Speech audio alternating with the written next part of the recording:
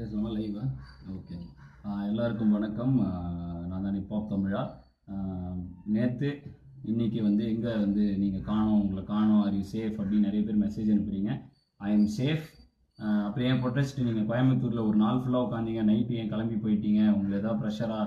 எந்த ப்ரெஷரும் கிடையாது. நான் வந்து எல்லோரும் வந்து நீங்கள் பயப்பட்டுட்டீங்களான்னு கேட்டாங்க. நான் பயப்பட்டுட்டு அங்கேருந்து போகல, நான் ரொம்ப புண்பட்டு அங்கேருந்து போயிட்டேன். இதுதான் உண்மை. என்ன விஷயம்னா, இந்த ஜல்லிக்கட்டு எப்படி ஆரம்பிச்சுது, இந்த போராட்டம் எப்படி ஆரம்பிச்சுன்னா, மிருகநல ஆர்வலர்கள் கேஸ் போடுறப்ப அதை எதிர்த்து பிஆர் ஐயா 2006 அப்படியே சண்டை போட்டே வர்றாரு அவங்க கூட. 2008, 12 சிவசேனாதிபதி, ஜல்லிக்கட்டு ராஜேஷ், இந்த மாதிரி நிறைய பேர் இதில் இருக்காங்க. இவங்கெல்லாம் இதுக்காக போராடிட்டே வரப்ப 2015 இவங்களை நான் சந்திக்கிறேன். இந்த விஷயமா பேசி இதுக்கு ஏதாவது ஒரு தீர்வு கிரியேட் பண்ணும் அப்படின்னு நினைக்கிறேன். 2016 நான் பிலீவ் பண்ணுறது ஒன்று தான். 2012 இறைவா, 14 வாடி புள்ள வாடி, அதே மாதிரி 16 வந்து இந்த விஷயத்தை நம்ம ஃபோக்கஸ் பண்ணுவோம் அப்படின்னு சமுதாயத்தில் நடக்கும் ஏதோ ஒரு பிரச்சனைக்காக குரல் கொடுப்பதை தொடர்ந்து ஆரம்பத்துலேருந்தே செஞ்சிட்ருக்கோம். அதன்படி டக்கரு அப்படின்னு ஜல்லிக்கட்டை ஃபோக்கஸ் பண்ணி ஃபார்மர்ஸோட வியூவிலேருந்து ஒரு வீடியோ போடுறோம். அதுதான் டக்கரு. அதாவது என் தலைவன் பாரதியை போல கவிதைகள் மூலம் இசையை கலந்து அது மூலமாக மக்களுக்கு விழிப்புணர்வு இல்லை சமூக அக்கறை கொண்டு பாடல்கள் ஏற்றுவது, இதுதான் என்னுடைய நோக்கம். அப்படி வந்த பாட்டு டக்கரு. இதை தொடர்ந்து டிசம்பர் மாதம் இந்த மாதிரி இப்படியே போயிட்டே இருக்குது. ஜல்லிக்கட்டு நடக்குமா நடக்காதா? ஜனவரியில் வந்து 4ஆம் தேதி 5ஆம் தேதி மெரினா ப்ரொட்டஸ்ட் நடந்ததுக்கு அப்புறமா திரைப்பட நடிகர்கள் நிறைய பேர் வந்து அதுக்கு முன்னாள் நாள் வரைக்கும் வர நிறைய பேர் திடீர்னு வந்து அவங்களுக்கு தமிழங்கிற உணர்வு இருக்கிறனால தான் பேசுகிறாங்க. யாரையும் தப்பு சொல்லலை. எல்லாரும் இதை வந்து தமிழனோட பிரச்சனை அப்படின்னு போகிறப்ப நான் என்ன பண்ணுறேன்னா, பிஆர் ஐயாவும் சேனாதிபதியும் தான் ரியல் ஹீரோஸ், அவர்கள் பின்னாடி போகணும் எல்லாரும் அப்படின்னு சொல்லி அவங்க 2 பேரையும் பாப்புலரைஸ் பண்ண ஆரம்பிச்சது அந்த கட்டத்திலேருந்து. நான் அது ஏன் பாப்புலரைஸ் பண்ணேன்னா, மக்கள் வந்து கடைசியில் ஒரு ஒப்பீனியன் லீடரை தேடுவாங்க.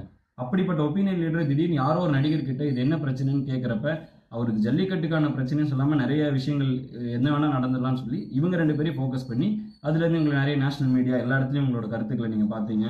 ஸோ இதுதான் எங்களுடைய விஷயம். 2016 அலங்காநல்லூரில் அந்த ஒரு சைலண்ட் ரேலி நடக்குது. அதை தொடர்ந்து தொடர் போராட்டமாக இது மாறிக்கொண்டிருக்கிறது. முதல் 2 நாள் வந்து நான் அலங்காநல்லூரில் இருந்தேன். அடுத்த நாள் வந்து சென்னை மெரினா போனேன். அடுத்த நாள் கோயம்புத்தூர் போய் உட்காந்து காலையிலேருந்து நைட் வரைக்கும் அங்கேயே உட்காந்துருந்தேன். இதெல்லாம் எதுக்கு அப்படின்னா வந்து இந்த போராட்டம் அமைதி வழியாக நடக்க வேண்டும், அறப்போராட்டமாக இருக்க வேண்டும், ஜல்லிக்கட்டு வேண்டும் அப்படிங்கிற கோரிக்கையை வலியுறுத்தி இப்படி போயிட்டு இருந்துச்சு. கோயம்புத்தூரில் காலையிலேருந்து சாயங்காலம் வரைக்கும் நல்லா போயிட்டு இருந்துச்சு.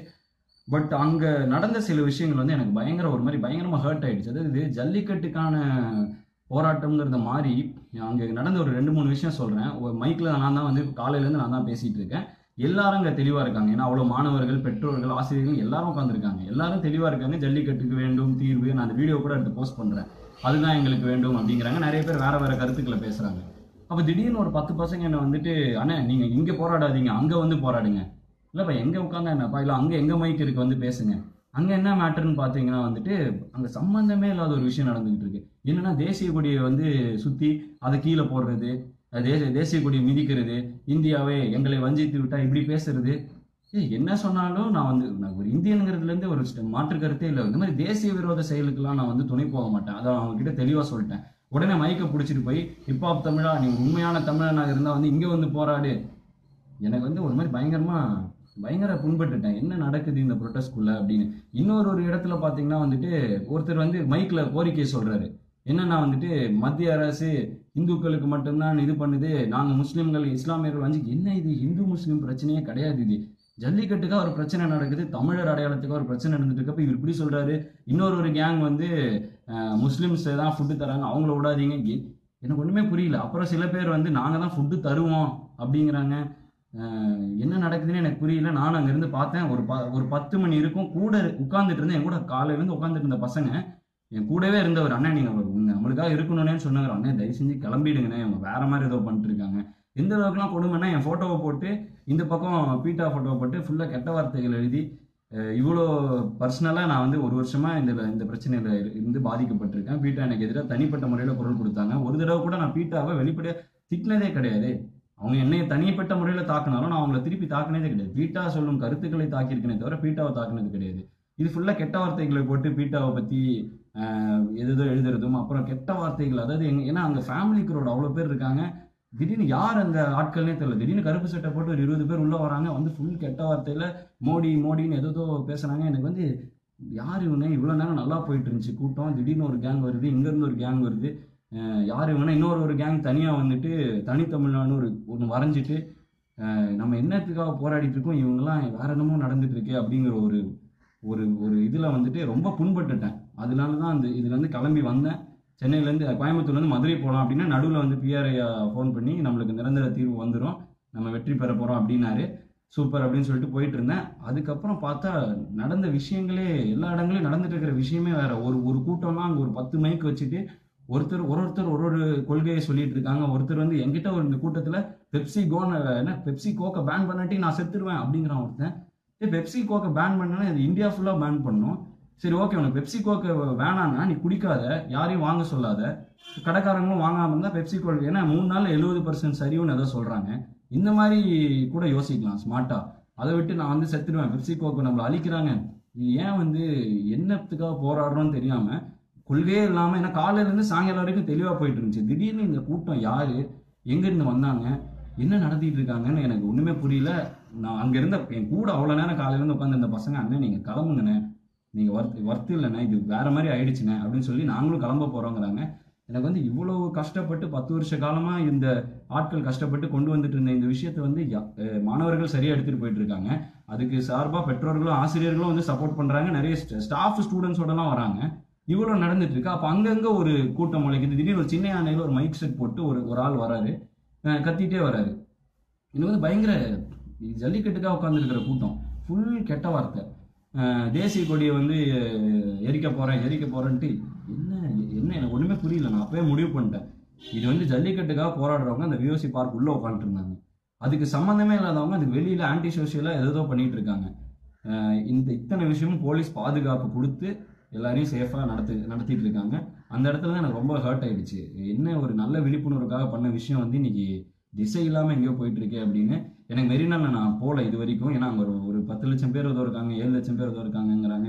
ஒரு 20 இடத்துல மைக்கு, எல்இடி ஸ்க்ரீனு, பாட்டு, டான்ஸு அப்படி இருக்குன்னாங்க. நான் இன்னும் போகல, ஏன்னா அதனால போகாதனால நான் அதை பற்றி பர்சனலாக சொல்லக்கூடாது. சென்னை வந்து சேர்ந்த உடனே இந்த வீடியோவை போடணும் அப்படின்னு வந்து எனக்கு வந்து என்ன பயங்கரமாக ஹர்ட் ஆகிட்டேன். எல்லாரும் தமிழனோட அது, தமிழனுக்கு அந்த பிரச்சனை இந்த பிரச்சனை. பட் இது வந்து ஜல்லிக்கட்டு நோக்கி தான் ஆரம்பித்த மாதிரி எனக்கு தோணுனால தான் நான் இதில் ஆக்டிவாக பார்ட்டிசிபேட் பண்ணிருந்தேன். பட் இப்போ அது என்ன ஆயிடுச்சு அப்படின்னா வந்துட்டு தமிழன் பிரச்சனை கண்டிப்பாக அட்ரஸ் பண்ண வேண்டிய விஷயம் தான். பட் அது எத்தனை அட் த காஸ்ட் ஆஃப் வாட்டுங்கிறது தான் என் விஷயம். எத்தனை மாணவர்கள் உள்ள இருக்காங்க, அவங்க ஜல்லிக்கட்டுக்காக நினைச்சு அவங்க அப்பா அம்மாலாம் கூப்பிட்டு வந்து எல்லாரும் உட்காந்துட்டு இருக்காங்க. அங்கே ஒருத்தர் வந்து வேற ஒரு கொள்கையோட வந்து அங்கே ஒரு பரப்புரை செய்கிறாரு, பிட் நோட்டீஸ் தராங்க. இது மாதிரி இந்த மாதிரி ஹிந்துத்துவா ஏதோ போட்டு பிட் நோட்டீஸ் தராங்க. பயங்கர ஷாக்கிங்காக இருக்குது, என்ன இதெல்லாம் அப்படின்னு. அது மாதிரி இந்த மாதிரி மோடியை வந்து நம்ம இது பண்ணணும், அழிக்கணும் அப்படின்னு சொல்லி அவர் படத்தை போட்டு ஒரு எக்ஸ்மார்க் போட்டு அதில் என்னமோ இந்துத்துவா கொள்கையுடைய மோடி அழிக்க வேண்டும். எனக்கு பயங்கர ஷாக்கிங்காக இருக்குது. நான் யாரையும் சப்போர்ட் பண்ணல, யாரையும் திட்டவும் இல்லை. பட் வந்து இதுதான் சரியான இடமா? ஏன்னா மாணவர்கள் அத்தனை பேர் உட்காந்துட்டு இருக்கிற இடத்துல ஒரு நல்ல விதையை விதைச்சோம், ஜல்லிக்கட்டுக்காக நம்ம நாட்டு மாடுகளை காப்பாற்றணும்னு. அந்த விதைச்சு காடு வளர்ந்துருக்கிற இடத்துல இந்த மாதிரி விஷ விதைகளை விதைக்கிறது வந்து எனக்கு சுத்தமாக அதில் எனக்கு உடன்பாடு இல்லை. அதனால தான் அப்படியே கோயம்புத்தூர்லேருந்து கிளம்புனேன். சுத்தமாக இது வந்து வேணாம், இது வரைக்கும் நல்லா போயிட்டு இருந்துச்சு, இதுக்கப்புறம் இது வேற எங்கேயோ போயிட்டு இருக்கு அப்படின்னு. சரி, இதுக்கு என்ன தீர்வுனா பிஆர் ஐயா, கார்த்திகை சிவசேனாதிபதி, இந்த ராஜேஷ் இவங்கெல்லாம் வந்து டெல்லியில் போய் கவர்மெண்ட் கூட மூவ் பண்ணி ஏதோ பண்ணி நானே இவங்க மூலமாக தான் தெரிஞ்சுக்கிறேன். ஏன்னா மார்க்கண்டேய கட்ஜு அவரோட போஸ்ட் பார்த்தேன், இஸ் திஸ் டெம்பரரி சொல்யூஷன் கேட்டால் இல்லை, இது வந்து ஃபைனலாக பில் பாஸ் பண்ணால் இது பர்மனெண்ட் ஆகிடும் அப்படின்னு அவர் போட்டிருந்தாரு. அங்கேருந்தான் நானே தெரிஞ்சுக்கிறேன். ஸோ வந்துட்டு இவங்க வந்து இன்னைக்கு வந்து ஈவினிங் ப்ரெஸ் மீட் வச்சிருக்காங்க, என்னையும் கூப்பிட்டாங்க, நீயும் வாப்பா தம்பி, நீயும் வந்து உட்காரு, நீயும் உன்னோட இது கூட நீ அட்ரஸ் பண்ணலாம் அப்படின்னு சொல்லியிருந்தாங்க. ஏன்னா ஆரம்ப காலகட்டத்திலேருந்து நீ எங்கள் கூட இருக்க அப்படிங்கிற மாதிரி இந்த 4 பேருக்கு தான் அழைப்பு. பிஆர் ஐயா, சிவசேனாதிபதி என்ன, ராஜேஷ் என்ன, நான், இவங்க 4 பேருக்கு அழைப்பு. இன்னும் அவங்களே வந்து இந்த ஆர்டினன்ஸ் வச்சு இதனால என்ன நடக்கும், இதுக்கு அடுத்து என்ன கொண்டு போகலாம், இது என்ன, இது நிரந்தர தீர்வா, இது டெம்பரரியான சொல்யூஷனா, அவங்களே என்ன முடிவு பண்ணல. அவங்களே நேற்றுலேருந்து இதை வந்து டிஸ்கஸ் பண்ணிட்டு இருக்காங்க, ஒரு மாதிரி ஸ்டேட்டஸ் போட்டு வந்துட்டு இருக்காங்க. அதை பார்த்தா நானே தெரிஞ்சுக்கிட்டு இருக்கேன். இந்த இடத்துல சம்மந்தமே இல்லாத கொள்கைகள் உள்ள கொண்டு வந்து பயங்கர ஆன்டி நேஷனலாக போயிட்டு இருக்கிற ஒரு விஷயம். அந்த மாதிரி பண்ணோம்னா அந்த அமைப்புகள் தனியாக போய் பண்ணலாம். இத்தனை மாணவர்கள் பெற்றோர்களோட லைஃப் இஸ் அட் ஸ்டேக். அவ்வளோ பேர் அவங்க உள்ளே வச்சுக்கிட்டு விஷ விதைகளை விதைப்பது கண்டிப்பாக அதுக்கு நான் உடன் போக மாட்டேன். என்னோட ஃபோட்டோ வச்சு பண்ணுறது சுத்தமாக எனக்கு பிடிக்கல. அதுவும் என் ஃபோட்டோ வச்சுட்டு கெட்ட வார்த்தைகள் எழுதுவது வந்து எனக்கு பிடிக்கல. ஏன்னா நான் அப்படிப்பட்ட ஒரு ஆள் கிடையாது. என்னதான் இருந்தாலும் இது வரைக்கும் நான் என்ன சொல்லிட்டு இருக்கேன்னா, யாரையும் திட்டக்கூடாது. ஏன்னா அதுதானே ஒரு ஒரு ஒரு சிவிலைஸ்டு ஒரு விஷயமா ஒன்று பார்லிமெண்ட்ரியா பேசணும் இல்லையா? அன்பார்லிமெண்ட்ரி வேர்ட்ஸ் ஏன் நம்ம யூஸ் பண்ணணும்? இந்த போராட்டம் வேற எங்கேயோ போயிட்டு இருக்கோங்கிற ஒரு பயத்துல தான் வந்து நான் இதை பத்தி நேற்றுலேருந்து இதுலேருந்து சுத்தமாக வெளில வந்துட்டேன். நல்ல தீர்வு வேணும் நானும் வேண்டிட்டு இருக்கேன். நான் ஜல்லிக்கட்டு நடக்கணும்னு எனக்கு ரொம்ப ஆசை. ஏன்னா இதில் நான் மாடு வச்சிருக்கேன், நான் பர்சனலாக பாதிக்கப்பட்டிருக்கேன். பட் இந்த மாதிரி இத்தனை மாணவர்களோட உணர்வோட யாரோ இயக்கங்கள், அதுவும் சில விஷயங்கள்லாம் எனக்கு ரொம்ப ரொம்ப பேடாக இருந்துச்சு. எதுதோ நடக்குது உள்ளுக்குள்ள, பல பாலிடிக்ஸ் நடக்குது. அதுவும் அதை வந்து அந்த மாணவர்களும் ஆசிரியர்களும் பெற்றோர்கள் அதுக்கு உண்டாகிறாங்க. அது common man, common youngsters, IT க்ரௌட்ல இருக்கவங்க, இவங்களுக்குள்ள இதெல்லாம் விதைக்கிறாங்களேங்கிறப்ப ரொம்ப கஷ்டமா இருக்கு. தேவையில்லாம திசை திருப்பி இன்னும் அதை பத்த வைக்கிறாங்க. இதுக்கு என்ன தீர்வுங்கிறது வந்து நீங்க அந்த பிரஸ் மீட்டுக்கு போனாதான் எனக்கே தெரியும். கார்த்திகனும் பிஆர்ஐயும் என்ன சொல்றாங்களோ அதுதான் அப்பதான் எனக்கே தெரியும். நான் அவங்க ஏதோ சொல்லி இப்போ அவங்களோட ஸ்டேட்டஸ்லாம் பார்த்தா நானே தெரிஞ்சுக்கிட்டு இருக்கேன். இப்படி இருக்கிற ஒரு விஷயத்துல இந்த போராட்டத்துக்கு வேற ஒரு கலர் அடிச்சு கொண்டு போறது வந்து எனக்கு அதில் உடன்பாடு இல்லை. அதனால தான் நான் விலகிட்டேன். ஏன்னா வந்து என்னதான் பார்த்தாலும் போலீஸ் ப்ரொடெக்ஷன் இல்லாமல் இந்த ப்ரொடெஸ்ட் கூடியிருக்க முடியுமா? முதல்ல அலங்காநல்லூரில் சைலண்ட் ரேலி போகணும்னு சொன்னப்ப ப்ரொடெக்ஷன் கொடுத்ததே போலீஸ் தான், ஆத்தரைஸ் பண்ணதே கவர்மெண்ட் தான். இந்த மாதிரி ஒரு விஷயம் இருக்கப்போ வந்துட்டு வேற ஏதோ விஷயம், இதுக்காக நான் கவர்மெண்ட் சப்போர்ட் பண்ணல, போலீஸை சப்போர்ட் பண்ணல, எந்த கட்சியை சப்போர்ட் பண்ணல. நான் உண்மையிலே ஒரு தமிழனா சொல்றேன். என்ன பிரச்சனை போராடுறோங்கிறத மறந்துட்டு என்னென்னமோ பேசுறோம், எதோ தீவிரவாதமா எதோ பேசுறோம், மதவாதமா பேசுறோம், அவனை கொல்லணும் இவனை கொல்லணும்னு பேசுறோம். அப்படிப்பட்ட ஒரு போராட்டம் வந்து எனக்கு சரியா படலை. அதனால தான் நான் விலகிட்டேன். ஸோ வந்துட்டு யாரும் இது வந்து எனக்கு திட்டுறதுன்னா திட்டலாம், பட் வந்து எனக்கு ரொம்ப இதான் பயப்பட்டியா அப்படின்னு கேட்குறாங்க. பயப்படல, புண்பட்டுட்டேன். அதனால தான் வந்து நான் வேணாம்ப்பா இது அப்படிங்கிற மாதிரி அந்த நிலைமைக்கு தள்ளிட்டாங்க. அதுவும் என் ஃபோட்டோ வச்சு எதோ எழுதுறாங்க, அதெல்லாம் எனக்கு சுத்தமாக பிடிக்கல. அதனால தான் வந்து சரி வேணாம்ப்பா அப்படின்னு சொல்லி ஒதுங்கி உட்காந்து நல்லது நடக்கும் நானும் வேண்டிட்டு இருக்கேன். இன்னைக்கு ப்ரெஸ் மீட் அவங்க வந்துட்டாங்கன்னா நானும் அதே டைமில், ஏன்னா ஒருத்தர் ஒரு ஊர்லேருந்து வந்துட்டு இருக்காங்களா, கூப்பிட்டாங்கன்னா நானும் போகிறதுக்கு ரெடியாக நானும் இப்போ சென்னை வந்து நானும் அமைதியாக உட்காந்து வெயிட் பண்ணிக்கிட்டு இருக்கேன். ஸோ இதுதான் நடந்துகிட்டு இருக்கு. ஸோ வந்துட்டு எதோ பொருளையை கிளப்புறீங்க. நேற்று ஒருத்தன் வாட்ஸ்அப்பில் வந்து உங்களை வந்து போலீஸ் கூப்பிட்டு போய் தனியாக ஒரு நாள் வச்சுருக்காங்களான்ட்டு கேட்குறீங்க. பயங்கர ஒரு மாதிரி. ஏன்னா என்னை கேள்வி தப்பு இல்லை, இது நெட்டில் பரப்ப ஆரம்பிக்கிறீங்க. எங்கள் ஃபேமிலி எல்லாம் நிறைய பேர் இருக்காங்க, எல்லாரும் பார்ப்பாங்க. என்னாச்சுன்னு எனக்கு அவ்வளோ கால் வருது. ஒன்றும் அவ்வளோமா ஏமா என்னம்மான்னு கேட்குறேன். இல்லை இப்படிலாம் பேசிக்கிறாங்க, எனக்கு ஃபோன்லாம் வருதுன்னு. தயவு செஞ்சு வதந்தியை பரப்பி இந்த பிரச்சனையை வேற ஏதோ பக்கம் கொண்டு போகாதீங்க. இதுதான் என்னோட அன்பான வேண்டுகோள். இதுக்கு நல்ல தீர்வு வந்து போராட்டம் வெற்றியில் முடிஞ்சாதான் இத்தனை இளைஞர்கள் இத்தனை மாணவர்கள் கூடினதுக்கு ஒரு மரியாதை கிடைக்கும். அதனால தான் இந்த விஷயத்தை நான் சொல்கிறேன். அதனால இந்த பிரச்சனைக்குள்ளே வேற பிரச்சனையை உள்ளே புகுத்தி சம்மந்தமே இல்லாத பிரச்சனையை கொண்டு வந்து அதுலேருந்து இது இன்னும் இந்த போராட்டத்தை எங்கெங்கேயோ எடுத்துகிட்டு போய் இது என்ன நடக்குதுன்னு எனக்கு தெரியல. அதனால தான் நான் விலகிட்டேன். ஸோ வந்துட்டு நீங்கள் தப்பாக நினச்சி என்னை திட்டுறதுன்னா திட்டலாம். ஆனால் நான் இந்த பாட்டை பண்ணி ஒரு விழிப்புணர்வு ஏற்படுத்தினது மக்களுக்கு அறிவுபூர்வமான ஒரு விஷயத்தை தெரிவிக்கணும், நல்ல ஒரு விதமான போராட்டமாக இருக்கணும் அப்படின்னு சொல்லி தான். போராட கூடினது மக்கள், யாருமே கூப்பிடல. தெளிவாக இருந்த முதல் 3 நாட்கள் தெளிவாக இருந்தவங்க இன்னைக்கு எதோ தனித்தனி கும்பல்கள் இருக்கிறது எனக்கு பிடிக்குது. ஏன்னா இவ்வளோ ஏன் பேசுகிறேன்னா ரொம்ப எமோஷனலாக ஹர்ட் ஆகிட்டேன். நான் ஏதோ நல்லதுக்கு பண்ண போய் என்னென்னமோ நடந்துட்டு இருக்குது, அது என் பேரை சொல்லி நிறைய பேர் நடத்திட்டு இருக்காங்கிறது எனக்கு சுத்தமாக பிடிக்கல. அண்டு இங்கே இருக்கிற யாரு கூட அதே மாதிரி இன்னொரு விஷயம் வந்து என்னென்னா, நேற்றுலேருந்து ஒரு ஃபோட்டோ ஒரு 5-6 பேர் ஃபோட்டோவை போட்டு இந்த ஆக்டர்னு ஒரு 5 ஆக்டரை போட்டு அதில் என் ஃபோட்டோவை போட்டு நீங்களாம் மினிஸ்டர் ஆகுங்க, நீங்களாம் இதாகுங்க. அரசியல் வர அளவுக்குலாம் எனக்கு அறிவு இல்லை, அறிவு பத்தாது. நான் ஒரு கருத்தை எடுத்துக்கிறேன், ஒரு விஷயத்த சொல்லி மக்கள்கிட்ட விழிப்புணர்வு ஏற்படுத்துகிறேன். இதை மக்கள் போராடுறாங்க, அது அரசியல்வாதிகள் பார்க்குறாங்க, அவங்க அதுக்காக ஒரு சொல்யூஷன் கொண்டு வராங்க.